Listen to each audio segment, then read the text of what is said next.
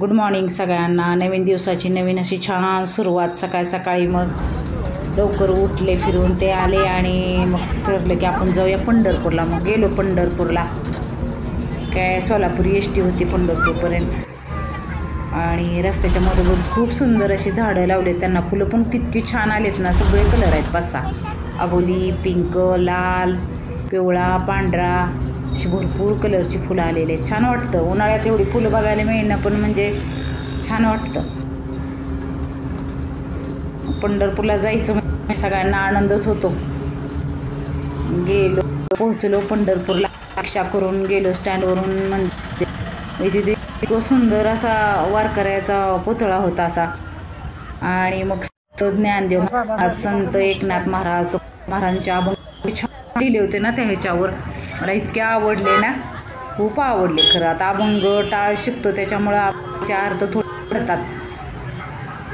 इतकं छान अक्षराने खूप छान लिहिले होते. इतके ठळकून छान वाटत होते ना. आणि नंतर मग टिळा लावायचं ते तारेचं केलेलं असतं, ते पंढरपूरलाच मिळतं. मग ते घेतले विकत. आणि नंतर मग गेलो चंद्रभागेच्या तिरी. जाता जाता हे द्वारकाधीशाचं मंदिर आहे, परत येऊ म्हटलं दर्शनाला. मग खाली गेलो चंद्रभागेत. टिकाचं दर्शन घ्यायला. खूप ऊन होतं, खूप म्हणजे खूपच ऊन होतं बाई. पाय खूप पोळले.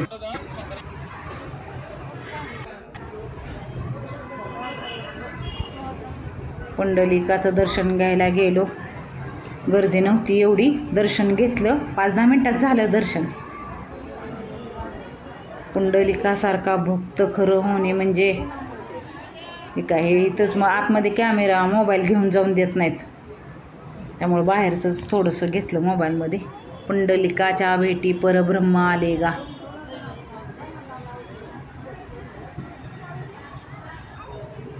आता काय मंदिरात नाहीत घेऊन देत मोबाईल. मोठ्या मंदिरांमध्ये तर नाहीतच नाहीत.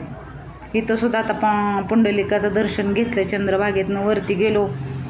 जाता जाता त्या द्वारकाधीशाचे दर्शन घेतलं. वासुदेव बसले होते, इतके छान वाजवत होते ना, अभंग म्हणत होते. चंद्रभागेला पाणी आहे. हे द्वारकाधीशाचं मंदिर कृष्णाचं खूप सुंदर आहे. तिथं पण जाता जाता दर्शन घेतलं. मग पाय गेलो. रांगेत नाही उभं राहिलो, कारण 2 तास लागले असते रांगेत दर्शन घ्यायला, इतकी गर्दी होती. मग मुखदर्शन घेतलं. आतमध्ये मोबाईल नाहीत नेऊन दिले, त्यामुळे मोबाईल जमा केले. आणि तिथे एक माणूस इतका सुंदर नामदेव पायरीजवळ रांगोळी काढत होते ना, खूप छान रांगोळी काढत होते.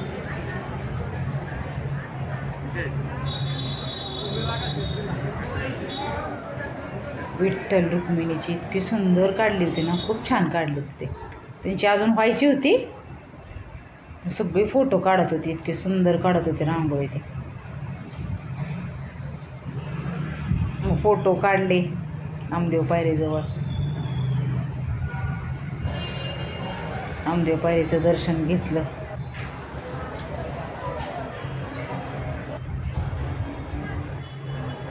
कधी पण जावा पंढरपूरला, खूप गर्दी असती. मग ताकपित्या विठ्ठलाला गेलो. हे दत्त मंदिर आहे छोटंसं, ते पण इतकं सुंदर आहे ना. ताकपित्या विठ्ठलाचं मंदिर खूप छान आहे.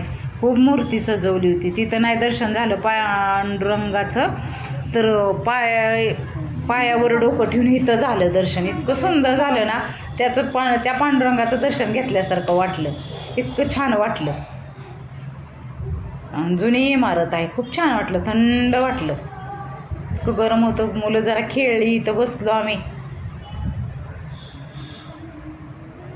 खूप छान मंदिर आहे. छोटंच आहे पण मस्तच आहे.